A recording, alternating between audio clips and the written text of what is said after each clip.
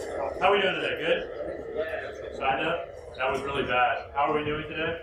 All right, good. That's slightly better. So, welcome to our panel here. We want to have some wonderful guests here that want to take your questions and talk a little bit about Compliant Database DevOps, things you might want to know or learn or share some of the experiences from these gentlemen here. So I have up here a bunch of guys. I'm going to let them introduce themselves real quick, but I want you to spend like 30 seconds introducing yourself, and then I want you to just tell us, what does DevOps mean to you, or Compliant DevOps mean to you in your job or anything else. So let's start here. Who are you? Ahmed Adamari. I am the DBA lead in Payment Sense. So I work in finance sector. Before that, I was working for Harrods, more like creative background.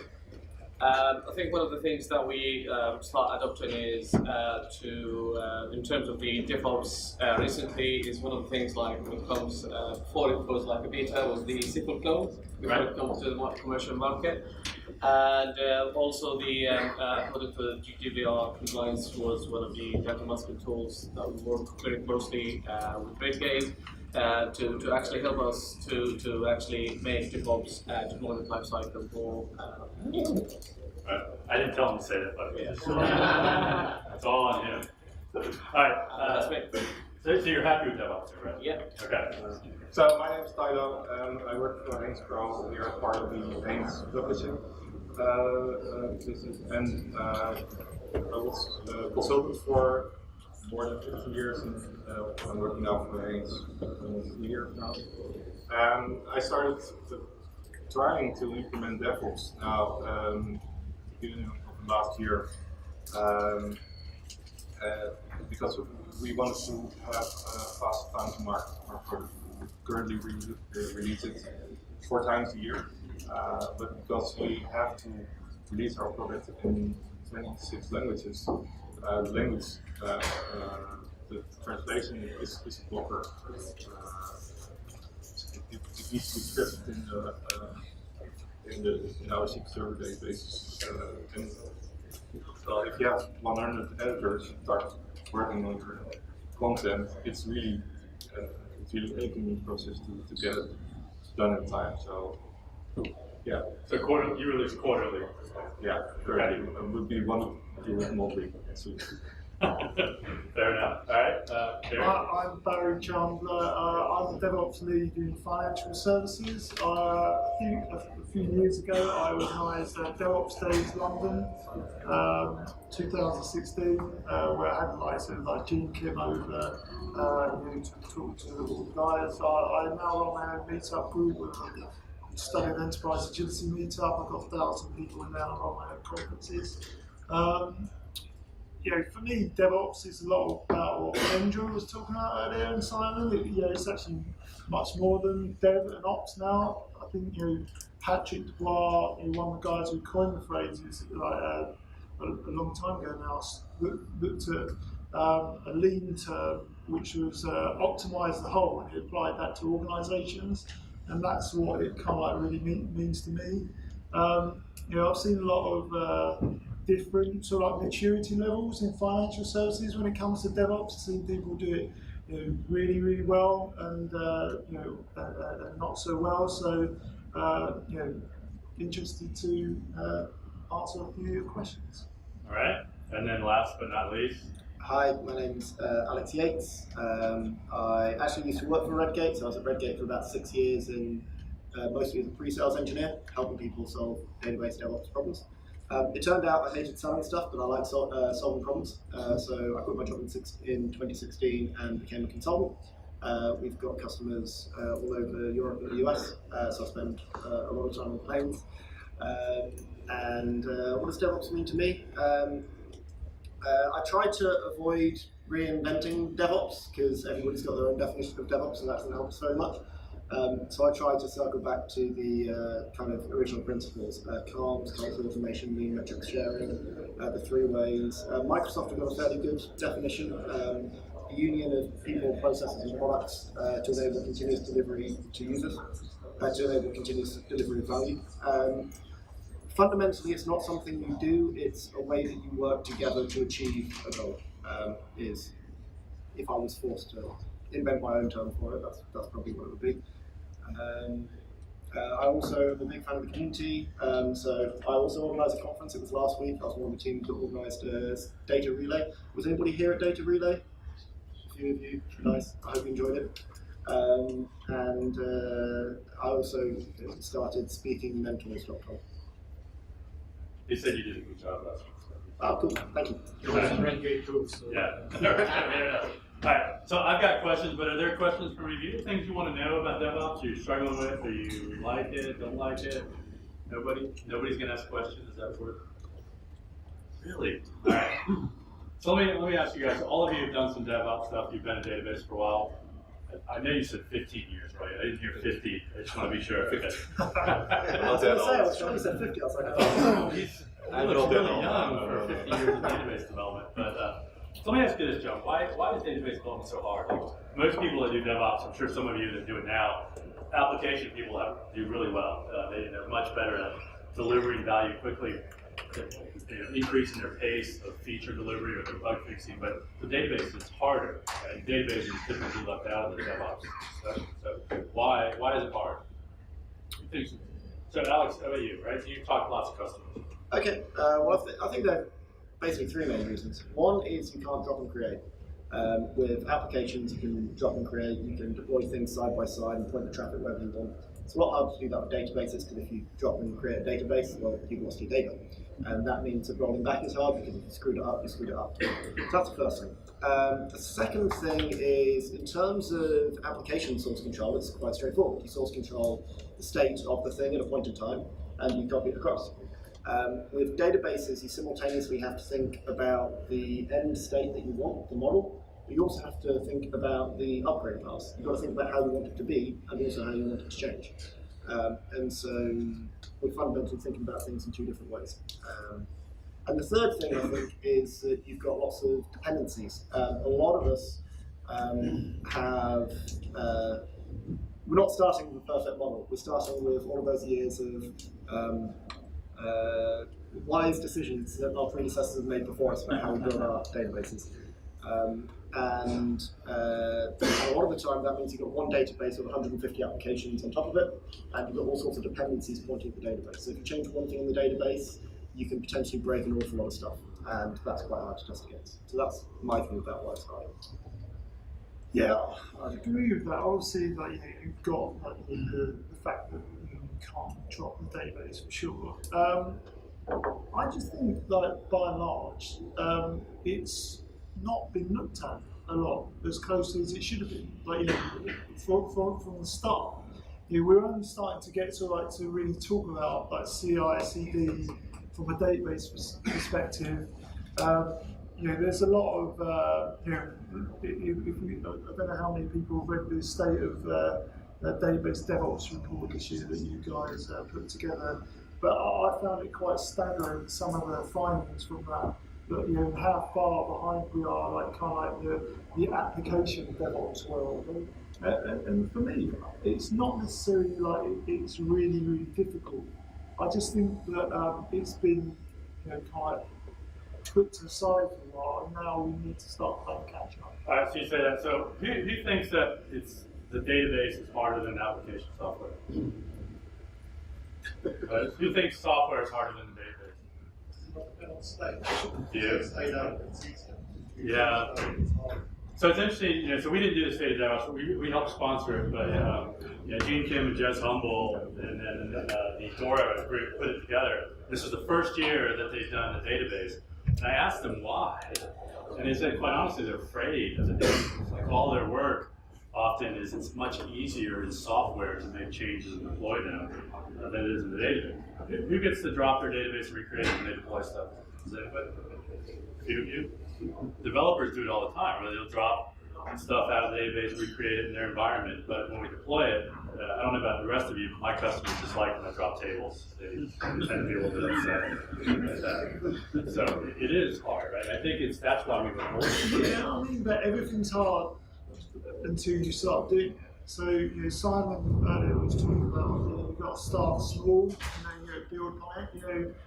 In State of DevOps, the Database DevOps report that I think the DevOps group put together with you guys, only half people are interviewed are versioning their database. Yeah. We're not going to ask that question because we're very disappointed. That's kind of like we need. That's something people can start doing. They can start using tools like Redgate or other tools to start doing iterative, incremental deliveries. So you don't have to do everything at once. That's how sort of like DevOps. Everyone found DevOps difficult to begin with. You just got to start something. You do. You guys, any other thoughts, disagreements? I think one of the challenges that we've had in finance sectors as well, like we have 35 developers in-house, that everyone has to have its own allocated environment to test. And one of the things that we had to do on the continuous integration on databases is how can we actually test these applications on a real data that could be masked, and also they are real data that they are testing, because previously the way that we handled the continuous integration, that we had to store database as a schema only, or we just do a bulk insert of some small amount of data. Right. And one of the things I think was challenging for us now is we adopt one of these tools like SQL Cloud, is how we're going to actually integrate that now with the cloud, like GCP or Azure. So I think there is a lot of challenge that are still there remaining, but there is a few things that we made to actually make the lifecycle more easy. Yeah. That's a really good point. And one of the first problems, like you mentioned, is making sure all the developers can have their own local databases. Yeah. But then, because frankly some changes take a long time to run when you've got a lot of data, you also have issues where the developers have got a different change cycle to the ops or DBA folk. And so you've got the DBA folks who, there's an issue on production, it needs to be fixed right now, who want to make the change right there, and getting them to coordinate those changes with the developer folk to get them to go through that same CI pipeline. That's quite hard, because traditionally those people that have been maintaining the production databases haven't had to work in that way before. So there's a whole bunch of new technologies that they need to get to grips with if they are actually going to work effectively together through the same CI process as the developers. Right. I think going back to this point, I think one of the things that we actually done to actually solve this kind of issue is to create a data image for the actual SQL Cloud process that we have integrated with the pipeline with the CI. Is this part, this data images get refreshed on databases overnight, and then basically you mask the data. And then you have at least data up to date up to 5 p.m. Or a.m. in the morning or whatever. But I think one of the challenge that we still have is one of the databases is you have relational databases or SQL or Oracle, but then we've kind of now moving to microservices and some other sectors that they are focusing on that side, and how we can actually integrate some of these, how we're going to change the pipeline to work with, for example, SQL Spanner or GCP, for instance, or NoSQL database. So I think yes, you answered something, but now with the latest technology, I think we have to come up with something different that we can work with it. But isn't the problem more that most organizations have trouble controlling the information flows? And I think we're talking about tooling and stuff, but that's a problem. It's more, I think, that people don't know where their information is going. What question? You talked a lot about things you use in the database, a lot of external dependencies, web services. I was going to talk about how you Ask the question. how you track all this stuff, how you keep control of what. Okay, so let me see if I can rephrase it. Tell me if I'm right. So there's lots of other dependencies on the database, right? We have multiple applications. We may have ETL type processes, BI, all that stuff. How do you kind of keep track of that with your database and coordinate those changes? All right. So who has a complex? You have 35 developers. How many do you work with? We have 12 developers and 10 people. 12? Thousands. Thousands. All right. So how do you coordinate work with the database? Because the database is that central point. Yeah, I mean, to be honest, there's no answer. That's your takeaway today. There's no. That's awesome. I don't think, the bigger you get, the more impossible it becomes. You know, if you look at like organisations like large enterprises, they are, by and large, they don't function as one entity. There are lots of different groups. You know, and trying to coordinate and control that, you know, even just at an organisational level, is really, really hard. You know, so we talk about compliance and compliance in databases. You know, I think, you know, that's a really, really new discipline. Like, you know, so how many people here are cataloguing data? You know, how many people know where their data is coming from, where it's being copied to, and where it's being used? We should all know this stuff, but we don't. You know, this is a lot about what GDPR is kind of like about. You know, you look at some of the data breaches that are going on. You look at like what's happened with BA. Like, you know, they had people tinkering around like from their hackers for a couple of weeks. Now, I don't know what the fallout of that's going to be, but an organisation like that, like most organisations, have to have, you know, written controls over their data and how it's protected. So, you know, the fact that they were able to get, the hackers were able to get 380,000, you know, transactions which had everyone's payment details on, you know, it tends to make me believe that there isn't as much control around the process as there really needs to be. You know, and I think, you know, that's an organisational issue that most organisations have got. So we need more control. Who has great control in their organization? Anybody? Not many. All right. So how do we coordinate changes, right? You guys are in finance, right? So how do you coordinate changes if I have multiple gateways, multiple packages, all that stuff? We try to isolate, like, you know, ETL process from the pipeline of the CI. So, for instance, like, you know, if like somebody like, you know, have a request or change, you work in your test environment, allocated test environment. That you will actually do the BDD and also the integration test on it.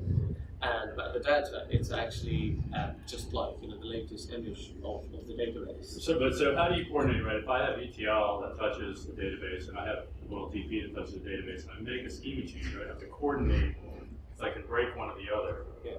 So how do you handle that? You roll back a lot? You break stuff? Well, we've done a lot of things from you know, the CI integration part, but in terms of the BI side of the database, we have some kind of like, you know, catalog control change. So if somebody like changing an ETL package or changing like an attribute, it has to go through the actual project and actually be reviewed by the other developers. So you have process. Yeah, that we have. Okay. Yeah, we use the same process. The developers, they submit the changes for review, and the DBAs can oversee the dependencies, and they either reject it or apply it. And it's an automated process. So does that slow you down? Because you have to have approvals and do things? And sometimes. Yeah. I mean, it feels like you're a little DevOps. So I'll answer just, and you guys feel free to comment. One of the things I think we forget to do often in the database world is we forget that time is an ally for us. And we don't often do the thing where we can trade space for time.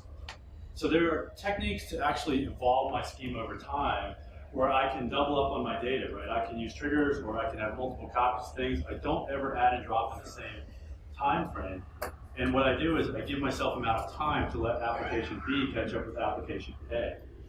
And if you don't use time as your ally, you really hamstring yourself in many, many ways. So it's a valuable way to do it. It's a different question, though, isn't it? That's about like when you've got to do rolling releases that like when other teams aren't ready for it.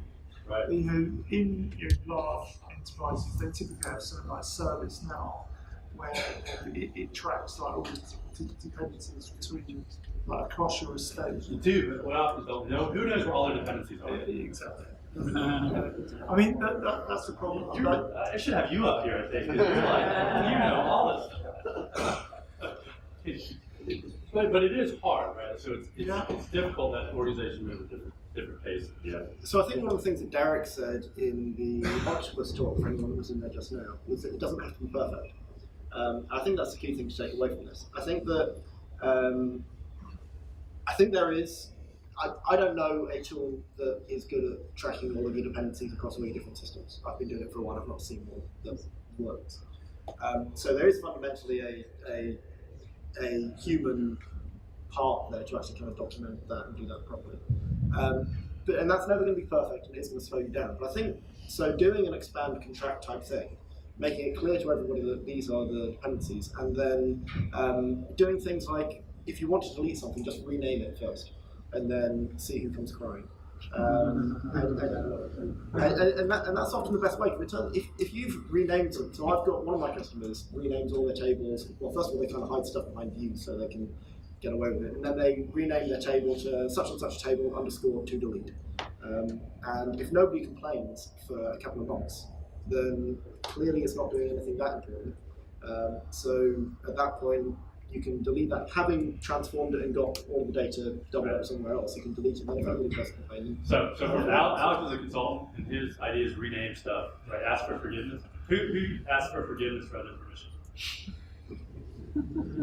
Relevant. That works, Alex. Who's not brave enough to answer that question? I think as long as you make it clear with people that this is how we're going to go through things. These are the relationships. We're going to tell you when they're going to break, and this is how we're going to deal with it. Yeah. And if you don't say anything within a certain amount of time, then I'm sorry.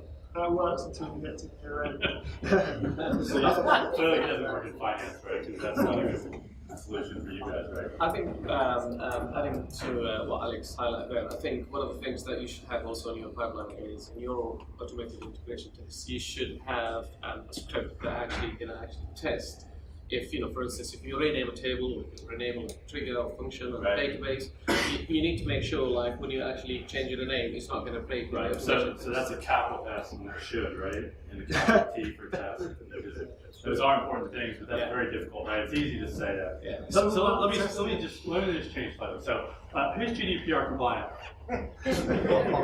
Wow, you guys realize that they are finding it right now. So ladies and gentlemen, please, you should be GDPR compliant. There's no case law, I don't know. There's no test.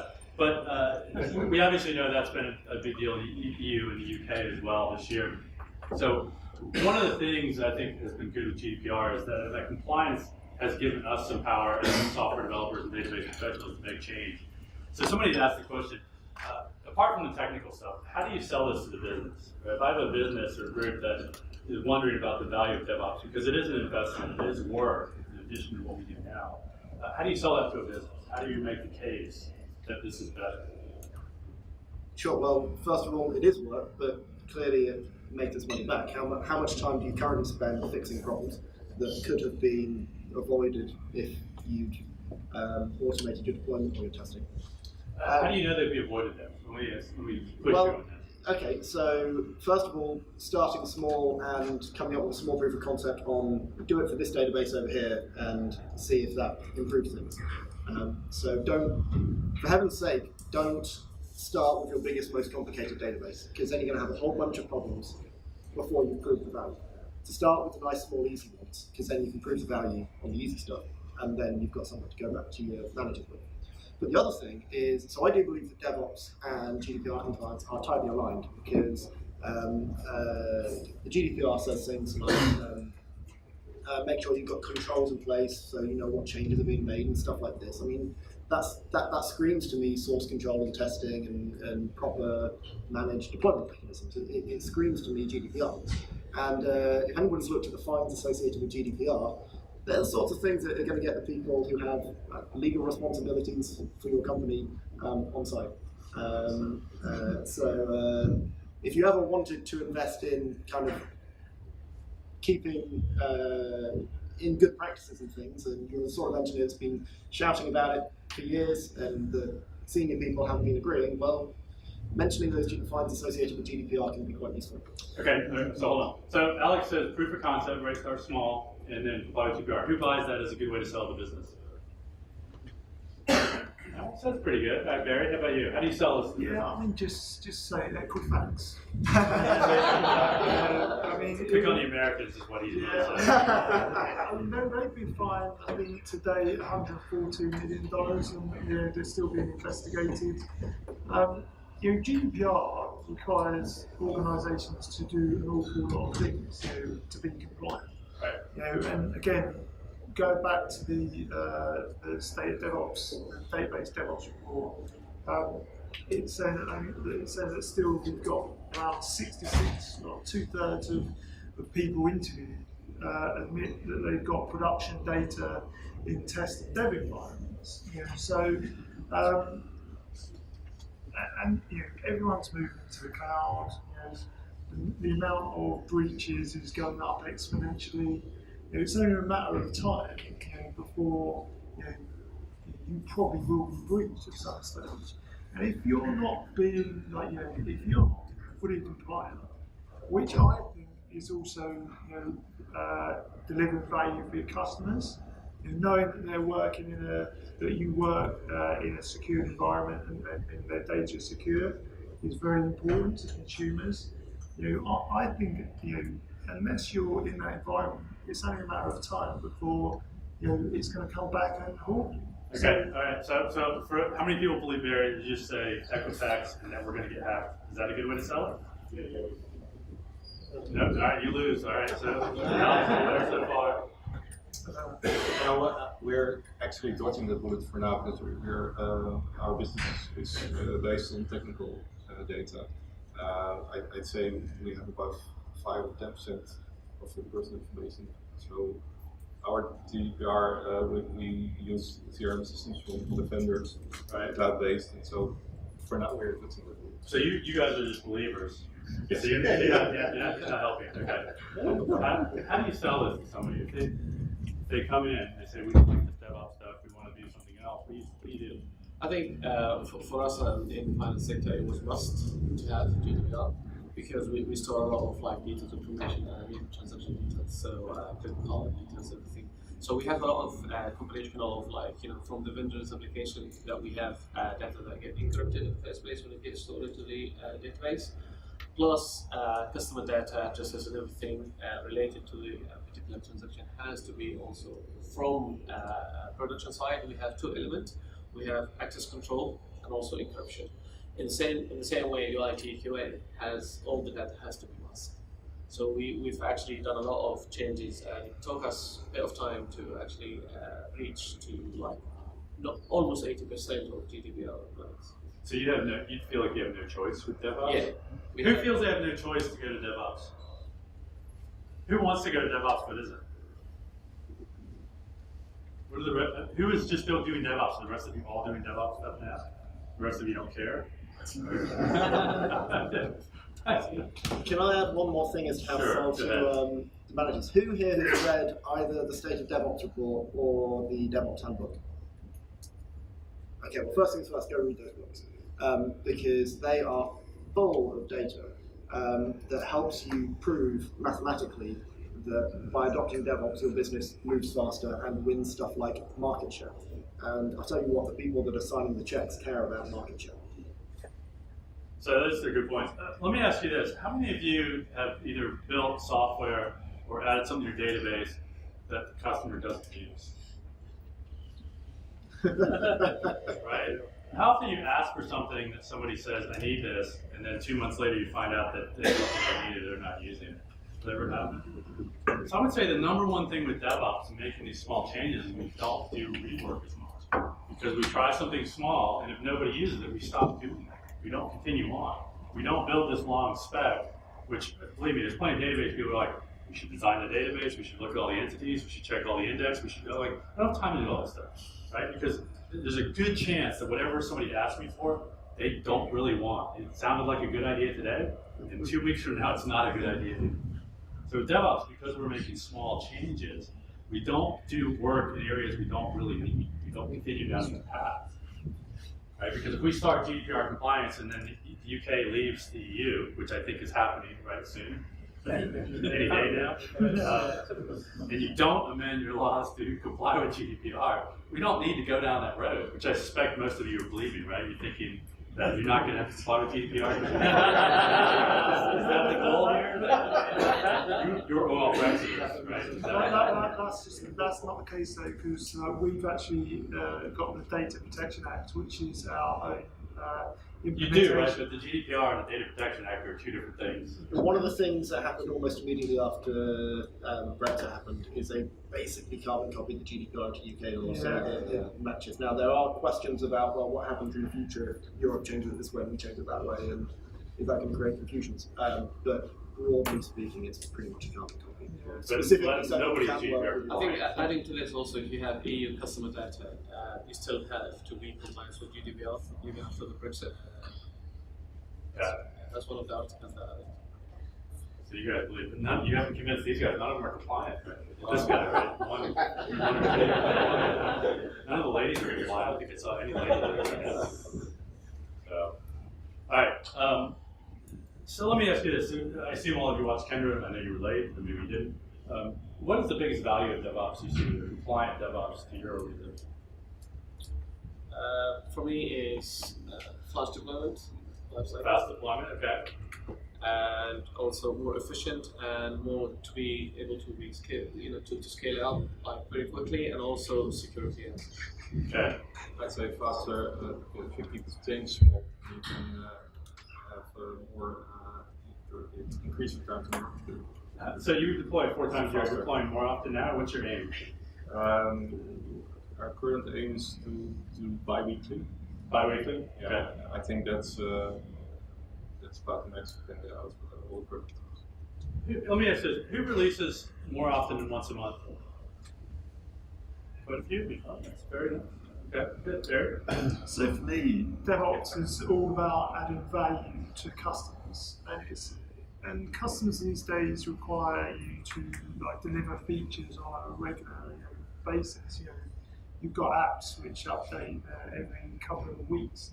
You get new features, new things that you can play with on your phone every couple of weeks. So DevOps allows organisations to be a lot more adaptive. The people who are doing it better, the high performance, and as Alex pointed out in the DORA State of DevOps report, the people who are doing it well are getting a lot better. The people who aren't doing it are falling further behind. So there's documented evidence that DevOps is helping organisations deliver more value to customers and helping people to be more profitable. I'd like to pick up some of the terminology in the question, and this is the ex-salesperson in me. You asked what the benefits are. I think a lot of the time when we're talking about DevOps, we talk about the features of DevOps. We release more quickly, we release more reliably, these are the things that we do. We're better at communicating, we cut bureaucracy, they're the things that we do. But they're not the benefits, that's just changing the way that we're working. The benefit is we have more market share, we're making more money, we have a better brand because our product's better. People like working with us because we can respond to them in a day or less rather than 6 months. And when we're trying to get approval for something, or we're trying to talk to the business about the benefits, we need to start talking about the benefits, not the features. Outcomes. Yeah, exactly. What is the outcome? Not what you do, but what is the result of that? All right. Any questions from anybody before I go further? I've got a question. Yes, sir. A lot of us have got quite pressing budgets, which means we can't put resources into the department to be able to solve problems like GDPR. So the first gateway to getting to that is saving time, isn't it? It's to be able to create time inside the department we've got. But for those of us who haven't done it yet, what's your experience of the main time-saving aspects of DevOps? So we do that first. Okay, so just so I repeat, what are the time-saving parts of DevOps? Because I'm already overworked, under budget, everything else. So what does time mean to you with DevOps?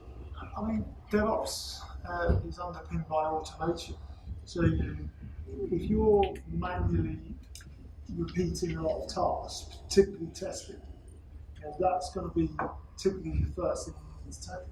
So try and start automating as much testing as possible and taking that out of your workload. And that's really the starting point. It's also the backup restore strategy. You need to have to make it as much as possible. You can do more work and less often. That's environments then as well, isn't it? Because you've got to be able to make the environments happen quickly to be able to test. Yeah. Right? So those two things. Yeah, I mean, you obviously automation is the key. Environment provisioning, being able to spin up like environments without having to manually check them all the time, having that configuration management, that and your application automation, testing it. It's all about saving time, and everyone's different. So you've got to think about, you've got to look at your process and where you're spending most of the time, and then tackle them first. And start. You're not going to tackle everything to begin in one go. You'll get some quick wins to start with. Then it gets harder. But you need to persevere, and then eventually, you'll come out the other side. Yeah, so start small. Maybe let me take you up to run out of time. You have a question? The presenter seems to be dealing with companies that are in-house development. Right. What happens when you're dealing with a third party and they're holding it up? How do you put that process in place? Okay, so how do you deal with if you bought Dynamics, right, or something that's a third-party application? How do you make that move faster? I assume you still do software development in-house somehow, right? Yeah, somehow. Okay. Yeah. So how do I do DevOps with a third party? I think it's a difficult question, to be honest, because from like DevOps life cycle, I think you are mainly focused on what you are producing in house. So I think unless if you could have some visibility of the application that you are giving, because I don't think they're going to release the code for you to do some DevOps on it. So I think it's a bit challenging. It is challenging. It's really hard. So the first thing is the rule of 2 feet. If you don't like the way that they're working, then try and find a different provider, but that's not always possible. The other thing I'd say is make sure that if you have access to your code, for example, if they're supplying a third-party database that you have to look after, make sure similar rules to apply. Make sure you've got that in source control, make sure you've got a dev and a test environment, make sure that you're aware of what changes are going through and that you can record them so that you can go back to them. So you can go back to that vendor and say, hey, your update broke my system. Here's why. Here's the code you changed. I'm sorry, I don't like the way you wrote it. Could you show me what tests you did? Annette Allen, who runs the SQL Southwest community, said she had a really good case where she was doing this. She was able to demonstrate to her customer, to her vendor, that because they'd written some really shoddy SQL, her performance just went off the cliff. And that was how she was able to say to her managers, I'm sorry, I'm not taking this update until they fixed it. And now I'd like to be able to say release all the time, but releasing blindly and just accepting every update without testing it is just a way to more quickly deploy bad stuff to production. Being able to actually say this is what changed, this is the result of that change, and no, I'm not happy with this, and then go and talk to the vendor about it. That was useful for them. Okay, all right, we're about time. It's almost time for lunch. Let me just go real last quickly. What's the one thing you tell people to start doing if they're not doing it now? The one thing. I would say adopt DevOps as soon as possible. If you So actually, adopt DevOps, that's a big thing. and also automation. Collaborate. Version control, then testing. Version control. All right. Is it quick? Gotta be quick. So, able to use a SQL solution to convert the automated deployments. So, if you start with SQL solution for the copy of the production database and ask for the test, make sure everything is good. I'm not entirely sure there's a question in there, but grab a Redgate person because I think everybody wants to go to lunch and they don't want to hear about that. So, I mean, you do. I know you all want to hear about Redgate people, but you want to go to lunch. With that, thank you very much, gentlemen, and enjoy lunch.